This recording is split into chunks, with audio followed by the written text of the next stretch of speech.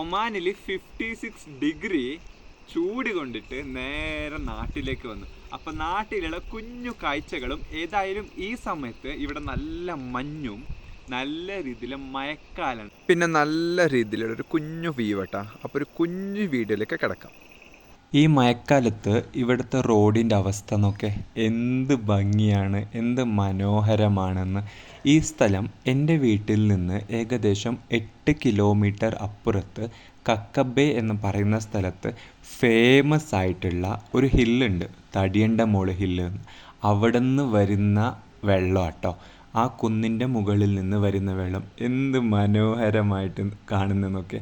ഇതൊരു താഴ്ഭാഗത്തിൽ ഇങ്ങനെ ഒലിച്ചു പോകുന്ന സ്ഥലത്ത് ഞാനും ഏട്ടനും എല്ലാവരും കൂടി പോയിട്ടോ.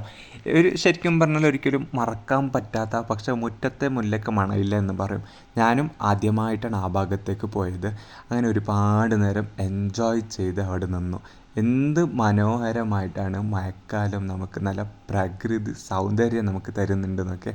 ആദ്യമായിട്ടാണ് ഈ ഒരു സംഭവം വീടിൻ്റെ അടുത്ത് തന്നെ ഇങ്ങനെ നടക്കുന്നുണ്ടെന്ന് കാണുന്നത്.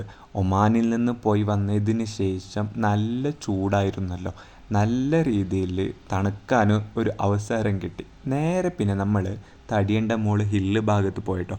പക്ഷേ ഹില്ലിലേക്ക് ഈവനിങ് സമയത്ത് വീട്ടില്ല, കാടാനകൾ വരുന്ന സമയമാണ് ഈ ഒരു സമയം.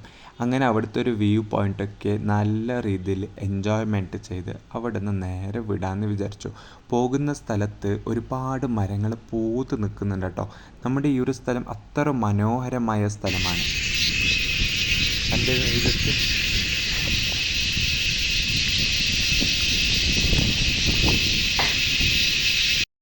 സന്ധ്യാസമയത്ത് കേട്ട സൗണ്ട് എന്ത് രസമുണ്ടെന്നൊക്കെ. നമ്മുടെ ഈ ഭാഗത്ത് തീരാൻ കുടുക്കുക എന്ന് പറയും. അങ്ങനെ നേരെ വണ്ടി കയറാൻ വേണ്ടി അവിടെ തന്നെ പോയിട്ടോ.